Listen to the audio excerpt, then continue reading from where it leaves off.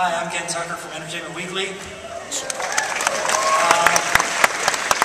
I have an announcement. Please remove the 3 prongs from your upper palates. Assume the body shape you are now in and sit down, please. Turn off your iPods with your download of the Violet Stand Chair, Seven Sons. I would like to announce the panel. First up, executive producer and showrunner Jeff Pinkman.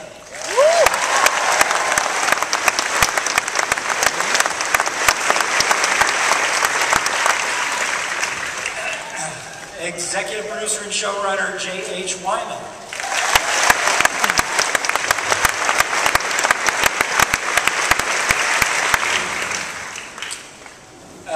You know her as Folivia. I call her Altivia. Either way, she could beat the crap out of me. Anna Tor.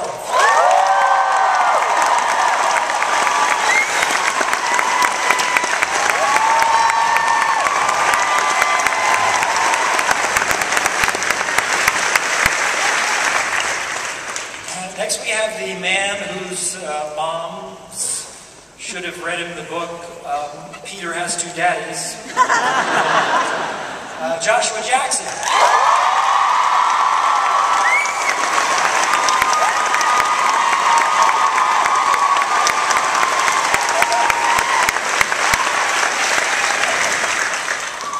He plays a Walter who likes to eat KFC and LSD.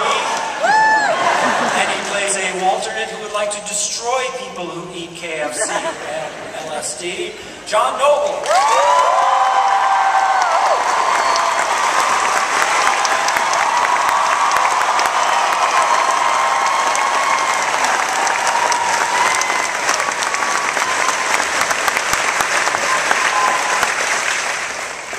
Next, he's the man who knows that The Wire would have gotten much bigger ratings if only David Simon had let him dress in tighter shirts that showed off his Broyles physique. Lance Reddick.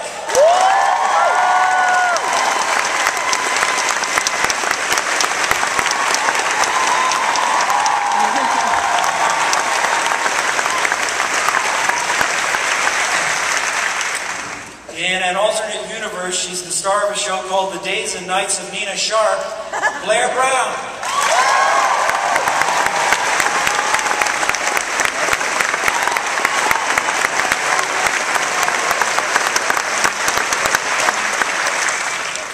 She is the most patient federal agent this side of Dana Scully, a woman who spends a lot of time in Walter's lab making apple pies and enduring Jean's cow pies.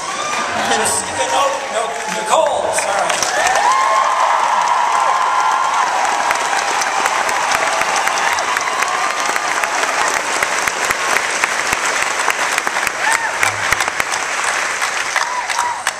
I'm going to start with a kind of general question for the producers. What are the major themes coming up this season that you want to deal with going forward? First of all, thank you all so much for coming. You rock, and thanks for support.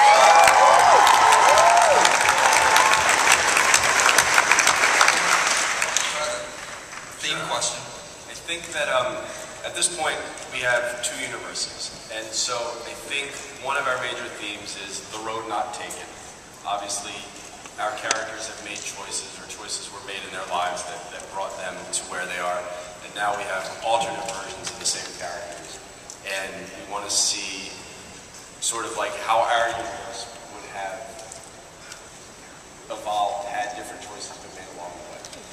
Yeah, it's a whole concept of, we found what was really interesting about the parallel universe is that, people are really interested in possibilities and choices that you've made or that you could have made that would make your life take your life in a very different direction. So the theme of duality, duplicity, things like that really interest us right now because... Sex. Yeah, I didn't say that, but I'll vote for that. It's the concept of... Should we take a quick poll? Yeah, who wants sex?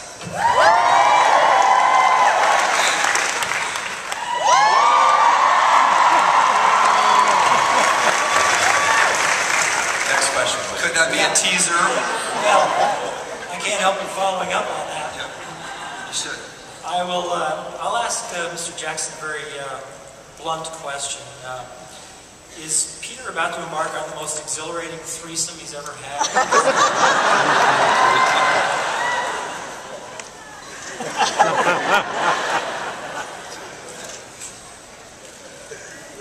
Answer for that. To be perfectly honest. Okay, all right. Yeah, is there any such thing as an unexhilarating threesome?